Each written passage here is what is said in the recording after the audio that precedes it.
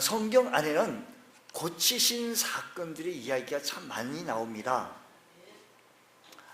아람 나라의 국방장관이었던 나만 장군이 나병 환자였는데 그는 요단강에서 7번 몸을 씻으시오 이 말 듣고 그대로 순종하여 몸을 나병이 어린아이 살처럼 깨끗하게 되었더라.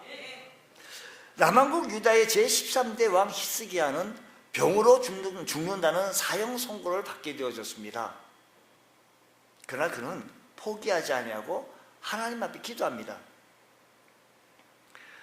얼굴을 벽으로 향하고 통곡하며 기도했는데 하나님께서 그 기도를 들으시고 병을 고쳐주셔서 15년 더 생명을 연장시켰다 라는 말씀, 처음 듣는 얘기죠.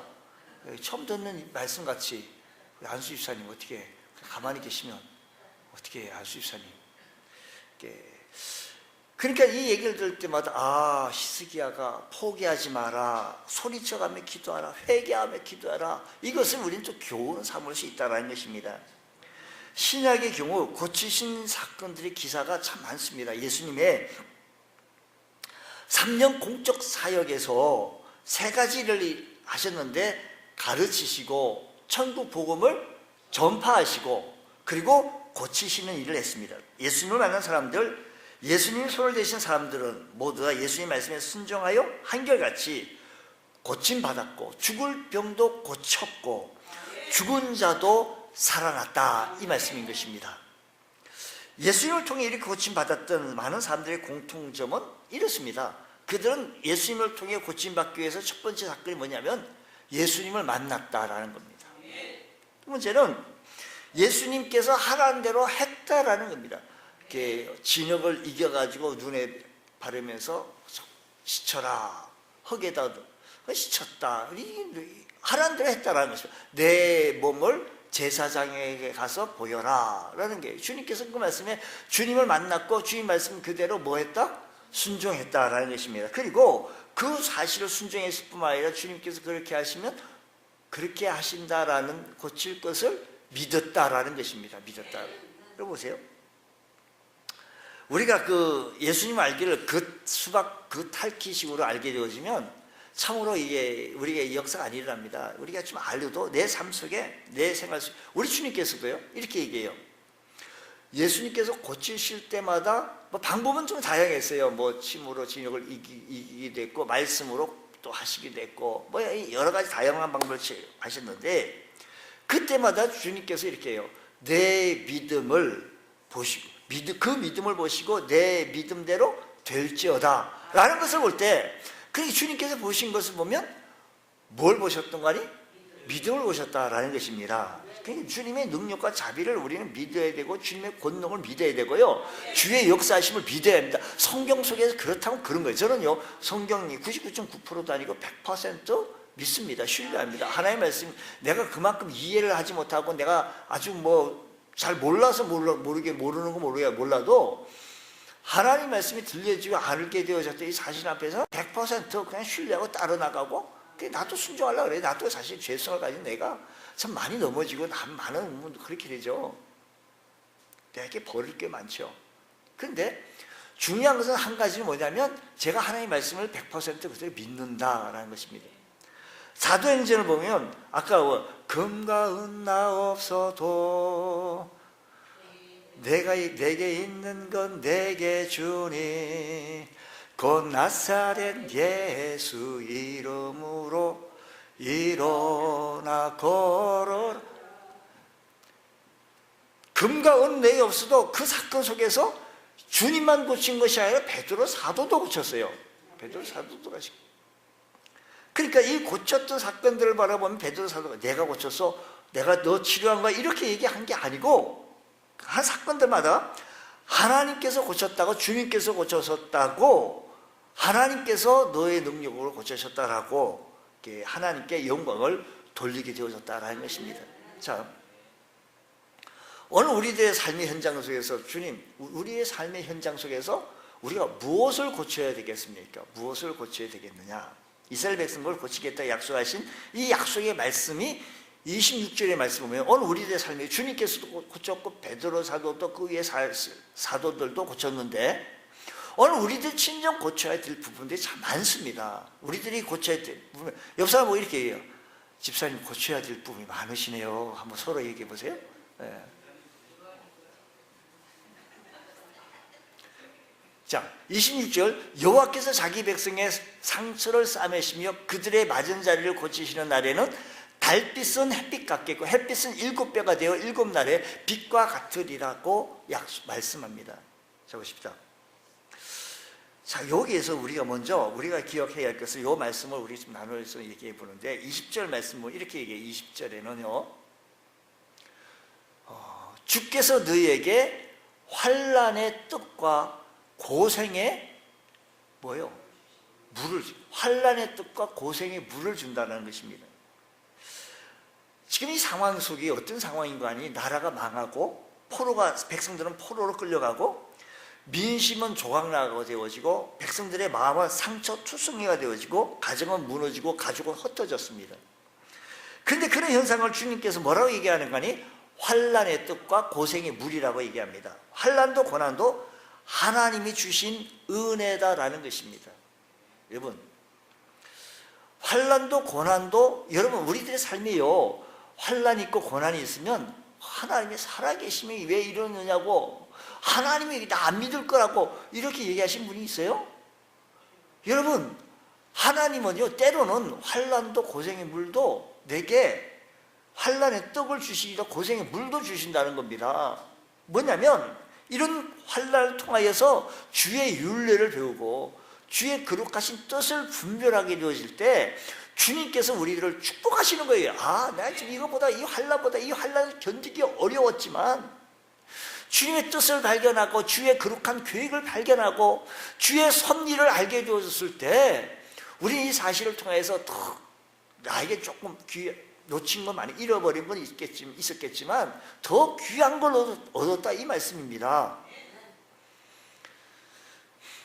욥기에 나오는 우스 지방에 살고 있는 욥은 고난의 대표적인 인물이었습니다. 집이 무너져서 열남매가 압사가 되고 얼마나 참 눈에 넣어도 안 아플 만한 그런 자식들 정말 하늘이 무슨 날벼락입니까?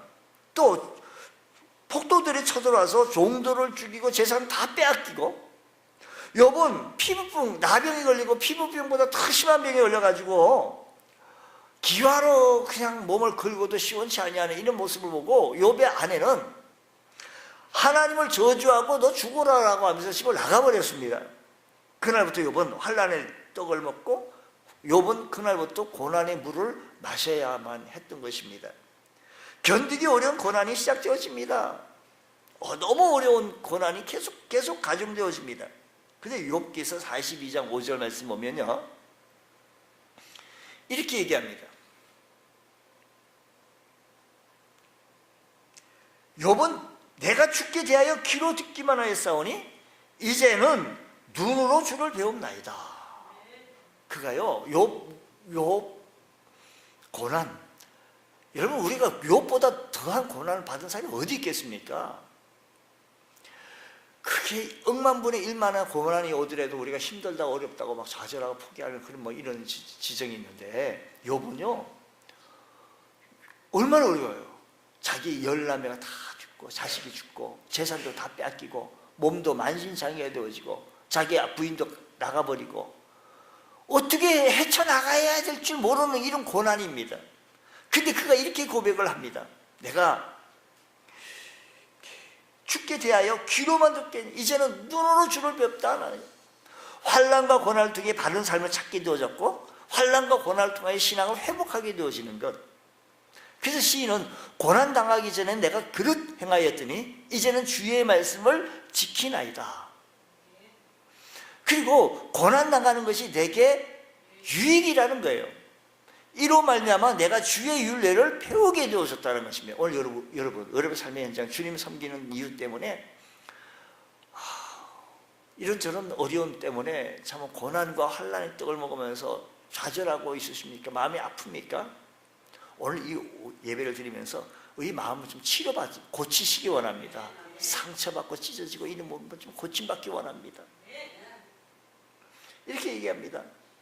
주님께서 우리를 고쳐주시면, 주님께서 우리를 참고 견딜 때 우리 하나님께서 이 환난과 고난의 때를 통해서 더 큰 것을, 더 귀한 것을 우리에게 주시고자 원하신다는 사실을 믿으시기 바랍니다.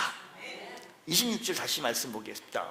보면서 여호와께서 자기 백성의 상처를 싸매시며, 하나님께서 자기 백성들의 상처를 싸매시며 그들의 맞은 자리를 고치시는 날에는 라고 말합니다. 여러분, 고치시는데 우리 하나님은 고치신다는 얘기가 참 많습니다. 썸물을 단물로 고치시기도 하시고, 나는 너희를 치유하시는 여호와임이라고 하셨고, 또 내가 그들의 반역을 고치시고 기쁘게 그들을 사랑하리니 나의 진노가 그에게서 떠났음이라고 했습니다. 이스라엘이 찢기고 상처받은 것은 하나님을 배반하고 범죄했기 때문입니다. 하나님은 심술을 부리고 우리를 병들게 하고 망하게 하고 불행하게 하지 않습니다. 다 내 탓이고 내가 잘못해서 환난과 고난의 떡과 물을 마신다는 것입니다. 그러나 그럼에도 불구하고 우리 하나님께서는 고치시기를 원하시고, 그럼에도 불구하고 우리 하나님께서 우리를 치료하시기 원하시는 하나님이신 줄 믿으시기 바랍니다. 할렐루야. 그러면 어떻게 우리 고치시냐, 어떻게 우리가 고치시냐, 이 한번 말씀 다시 한번 보자고요. 23절 말씀 보면 23절, 네가 땅에 뿌린 종자에 주께서 뭐예요? 주께서 비를 주사, 주께서 비를 주사라고 했고, 24절에 밭가는 소와 어린 나귀도 키와 쇠스랑으로 까부르고 맛있게 한 먹이를 먹을 것이라고 했으며, 25절에도 말씀하시기를 크게 살육하는 날 망대가 무너질 때에 고산마다 줄령마다 그 뒤에 개울과 시냇물이 흐르게 하신다라고 했습니다. 자, 종합해 보겠습니다. 중동 지방에는 사막으로 세워져 있는데 사막에는 나무도 없고요, 물은 금보다 더 귀합니다. 근데 하나님께서 적당한 비를 주사 풍작을 이루게 하시고 가축이 병에 걸려 쓰러지지 않게 하심으로 풍년이 되고 풍요를 이루어 주시겠다라는 얘기입니다. 여러분, 땅을 갈고 씨를 뿌리는 것을 누가 해요? 농부가 해요. 잘 모르시죠? 농사를 안 지어보셔서. 밭을 안 갈고 씨를 뿌렸다간 그의 농사 잘 된다, 안 된다? 안 된다는 거예요. 어쨌든 씨를 뿌리기 전에 어떻게 해야 되죠? 밭을 일구고 갈고, 그리고 이렇게, 왜 그런가 했더니 땅도 숨을 쉰다는 거예요. 그래서 밭을 일구고 이렇게 씨를 뿌린다라는 것입니다. 자, 근데 이 농부는 그렇게 씨를 뿌리고 밭을 이렇게 하는데, 열심히 밭을 일구고 씨를 뿌렸는데 비가 오지 않으면 그 해 농사 망친다, 안 망친다? 망친다는 거예요. 근데 비는 농부가 오게 한다, 안 한다? 농부가 오게 못하는 거예요. 비는 누가 내릴 수 있는 거 아니에요? 하나님께서 내리시고. 이거 보세요. 네가 땅에 뿌린 종자에 주께서 비를 주사, 주께서 그랬지 농부에게 비를 주사 이렇게 얘기하지 않았다라는 겁니다. 주께서 비를 주사라는 거예요. 여러분, 우리가 제가 오늘 말씀을 제가 지금 마태복음 하다 보니까 오전 예배쯤 말씀을 나누려고 했어요. 우리가 살아가는 데 있어서 때로는 고난과 환난과 어려움이 있는데, 때로는 그것이 오히려 약이 될 수도 있고, 그것을 통해 우리가 훈련받고 더 강해지고 더 헤쳐나갈 수 있는 에너지를 우리에게 가져올 수 있다라는 겁니다. 그렇게 약속을 말씀하시면서 그렇게 해주시고 모든 상황을 적절하게 해주시는 것을 우리 주님께서는 주께서 고치신다라고 약속을 하셨으며, 고치시는데 구체적으로 어떻게 고치시는 거 아니? 때를 따라 비를 주신다라는 것입니다. 여러분, 우리나라에서 가까운 일본이라는 곳은 우리나라 또 예외는 아니라고 지금도 그래요. 지진이라고 하는 것이 지진이래요. 지진이 우리 어르신 뭐냐면 땅이 갈라지고 건물이 막 붕괴지고 다리가 막 뭉개지고 갈라지니까. 지진이란 지구를 형성하고 있는 여러 개의 지각판이 있는데 그 지각판이 움직이면서 충돌할 때 일어나는 현상이 지진이다라는 거예요. 사람의 힘으로 그 지각판의 운동이나 이동을 막을 수가 없다라는 것입니다. 이것은 간단한 예입니다만 사람의 힘으로 자연을 조종하고 사람의 힘으로 자연을 움직일 수 없어요. 사람의 힘으로 뭐 비를 그만 내려 뭐 이렇게 할 수 있는 겁니까? 비가 형성되어지는 것은 자연 현상인 것 같지만 그 현상을 조정하시고 운행하시는 것이 창조주 하나님이신 것을 믿으십니까?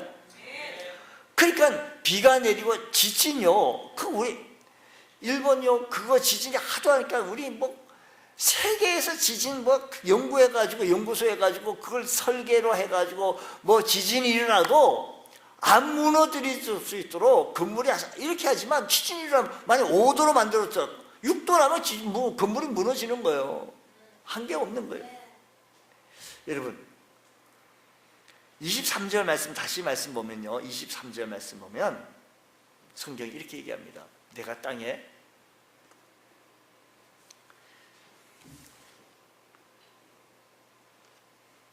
뿌린 종자에 주께서 비를 주사 땅이 먹을 것을 내며 곡식이 풍성하고 기름지게 하실 것이며 그날에 내 가축이 광활한 목장에서 뭐라고요? 먹을 것이며. 농부의 소망이 뭘까요? 농사가 잘 되는 것이지 뭐. 기업가의 소망이 뭘까요? 사업이 잘 되는 것이겠죠. 학생의 소망이 뭘까요? 공부 잘하는 거, 우등상 받는 것. 그런데 우리가 이 세상 살아가는 데 있어서 우리 모두 다 이렇게 꿈도 있고 소망도 있고 이렇게 있습니다. 근데 그게 어떻게 가능합니까? 그게 어떻게 가능한지 잘 보십시다. 세 가지 방법인데 첫 번째 방법은요, 자신이 힘으로 노력하고 최선을 다하고 애쓰고 힘써서 그 일을 이루는 것, 자수성가 가능합니다. 그렇게 성공한 사람은요, 자기 밑바닥에서 헤딩한다고 열심히 해가지고 성공한 사람들도 덜어는 있습니다. 근데 많지는 않아요. 많지는 않습니다. 분명한 한계가 있다는 겁니다. 성공과 실패를 반복하고 눈물과 한숨의 빵을 먹어가면서 그만큼 올라간 거예요. 저 사람 하루아침에 뭐 아무 배경이 없는데 그렇게 성공했다라고 말할 수 없다라는 겁니다. 참 많은 어려움 가운데 그렇게 세워진 거예요. 그럼 자수성가하는 그런 방법이 있어요. 두 번째 방법은 뭐냐면 누군가의 도움으로 말미암아 뭐 집안에 무슨 누구가 아버지가 뭐 친구가 선배가 누군가의 도움을 믿어주고 밀어주고 도와줘서 그 꿈을 조금 이룰 수가 있습니다. 그런데 우리나라 상위 1% 안에 드는 사람이 과연 몇 명이냐, 이게 1%. 그 밀어줘가지고 뭐 형제가 도와줬다, 뭐 친구가 후배가 선배가 도와줬다. 그게요 한시적이거든요. 한시적. 시도 때도 없이 기분과 여건에 따라 변하기 때문에 절대로 믿고 의지할 길이 못 된다라는 것입니다. 세 번째 방법이 있는데 세 번째 방법 길은 하나님의 도우심을 받는 길이다라는 겁니다. 하나님의 도우심 받. 농부의 밭에 단비를 내리고 그 기업인의 기업에 윤택할 수 있도록 잘 돌아갈 수 있게 하고 번영의 비를 내릴 수 있을 수 있는 분은 오직 하나님이시다라는 것입니다. 여러분 어디를 선택하시겠습니까? 누구한테 도움을 받는다, 뭐 친구한테 도움을 받는다, 누구한테 정말 치사합니다. 너무 어려워요. 그 도와주는 것도 한계가 있습니다. 더 이상 안 돼요. 내 능력이 있으면 뭐 얼마나 좋겠습니까? 자수성가도 얼마나 좋겠습니까? 그것도 부족하고 우리 매사에 하나님이 도우셔서 하나님께서 적당한 때에 비를 내려주시고 적당한 때에 햇빛을 내려주셔서 우리 가정에 따뜻하게 해주시고 우리 삶에 따뜻하게 해주시는 놀라운 축복 말입니다. 하나님의 도우시는 손은요, 큰 손은 우리 눈에 잘 안 보입니다. 여러분 아주 큰 소리는 잘 귀에 안 들리고요, 아주 작은 소리도 안 들려요. 하나님께서 움직이는 손은 너무 큰 손이기에 우리 눈은 사실 잘 보이지가 않고 만지지도 않습니다. 여러분 그런데도 가운데 하나님께서 역사하시는 모습을 봅니까? 성경 속에 보면 소돔과 고모라의 멸망할 때 이 큰 사건 속에서 하나님께서는 아브람을 생각해서 그 도성에 살고 있는 조카 롯을 구출해내는 사건을 보게 되어집니다. 그 당시에 큰 성이었고, 소돔과 고모라가 큰 도시, 큰 성이었고, 문화의 도시였고, 번영의 도시였습니다. 그러나 하나님이 엎으시니까 잿더미로 변하게 되었다는 것입니다. 오늘 우리들의 삶의 현장 속에서 하나님의 도우심으로 고침받고 치료받는 역사가 있기를 축복합니다. 할렐루야. 근데 이 말씀을 조금 더 한번 깊이 좀 들어가 볼게요. 26절 말씀, 다시 말씀 보면요, 이렇게 말해요. 백성의 상처를 싸매시며, 백성의 뭐예요? 상처를 싸매시며 라는 것입니다. 우리 믿음생활, 신앙생활 잘하다가 상처받기도 하고요, 신앙생활 잘 못하다가 또 상처받기도 하고, 길에 가다가 상처받고, 상처받기로 시작하면 너무 많이 받습니다. 체육학 박사인 원정혜 씨라고 하는 분은 분노가 심하면 간이 상하고, 우울이 심하면, 우울증이 심하면 폐가 상하고, 공포가 심하면 신장이 상하게 되고, 지나치게 골똘히 생각하면 비장이 상하게 된다, 이런 얘기를 했어요. 그러면서 그는 평상심을 유지하고 스스로 돌아보는 여유를 가지고 늘 감사하고 늘 작은 것에 행복하며 살아나가게 할 것이라고 그렇게 얘기를 했습니다. 여러분, 사람이 이렇게 분노, 공포, 우울, 집착 이런 모든 것들을 마음대로 조절만 할 수가 있다고 한다면, 조절은 가능하지만 조절만 할 수 있다면 얼마나 좋겠습니까? 그러나 문제가 되어진 것은 우리의 육체의 질병뿐만 아니라 우리 영혼의 질병까지 어떻게 치료받고 고침받을 수 있느냐라는 것입니다. 하나님을 잘 섬기는 사람이 하나님을 떠나고, 예수 잘 믿는 사람이 다른 거 믿고, 교회 열심히 나오는 사람이 교회에 안 나오고, 사랑하는 사람이 미워하고, 열심히 있는 사람이 게을러지게 되어지고, 기도하던 사람이 기도를 쉬게 되어지면 영혼이 병든 거예요. 믿음이 병든 겁니다. 혹시 우리 가운데 작년에는 열심히 내가 예배에 빠짐없이 나왔는데 요즘은 예배 출석률이 저조하다, 그런 분이 있으십니까? 그러면 병든 거예요. 이걸 자기가 좀 아셔야 되는데, 누가 얘기해 주면 또 상처받았다라고 얘기해요. 그게 아니라는 거예요. 그 말씀을 어디에서 치료받는 거 아니? 하나님 말씀 앞에서 우리 치료받을 수 있다라는 것입니다. 우리 이런저런 치료받게 되어질 때 하나님께서 오늘 이 시간에도 말씀하시길, 내가 고치시리라, 내가 고쳐주시겠다고 약속하셨는데, 이 약속의 말씀을 의지하고 주님 말씀 앞에 나오게 되어질 때 어떤 현상이 있게 되어지는가 하면, 26절 말씀은 고치시는 날에는 달빛이 햇빛 같겠고, 달빛은 해 반세 차이보다 반세 차이이기 때문에 햇빛보다 더 어둡어요. 많이 어둡죠. 근데 그 달빛이 햇빛처럼 된다는 것입니다. 어두운 것이 밝아지고, 침울한 것이 환해지고, 막힌 것이 시원하게 뚫리고, 우울했던 마음이 떠나가 버리고, 한이 밝아지고, 막혔던 것들은 풀려져서 형통하게 되어진다고 한다면, 그보다 더한 귀한 축복이 어디 있겠느냐라는 것입니다. 주님, 나의 영혼을, 내 심령을 고쳐 주옵시고, 내 심령을 오르만쳐 주셔서 다시 주님께, 다시 주님 앞으로, 다시 복음 앞으로 내가 돌아설 수 있는 은혜가 있게 하여 주옵소서. 예배를 즐겁게 하시고, 예배를 좋아하게 하시고, 각종 예배, 새벽기도, 수요예배, 금요기도에, 주일, 낮 예배, 오예배, 이 예배를 좋아하시면서 터시게 애쓰신다고 한다면, 우리 하나님께서 우리의 전 인적을 치료해 주시는, 고치시는 역사가 있게 되어질 것입니다. 그래서 이렇게 의로운 해가 떠올라서 고치시는 하나님께서 여러분을 지켜주신다는 사실을 기억하셔서, 우리의 모든 부분, 딴 데 가서 아파하고 힘들어하고 그냥 몰라 이렇게 하지 마시고요, 주님 앞에 오셔서 치료받을 수 있는 귀한 은혜가 있기를 주의 이름으로 축원합니다. 기도하겠습니다. 하나님 아버지, 감사합니다. 저희들에게 큰 은혜 베풀어 주옵시고 성령으로 충만케 채워지게 하여 주셨기를 원합니다. 주의 말씀 앞에 우리의 영육이 간근해지고 치료받고 고침받을 수 있는 귀한 은총이 있게 하여 주옵시옵소서. 주님 말씀 앞에 섰습니다. 주님의 음성 듣기 원합니다. 주여, 우리에게 큰 은혜 위에 은혜를 더하여 주옵시고 하나님의 영으로 충만케 채워지게 하여 주시옵소서.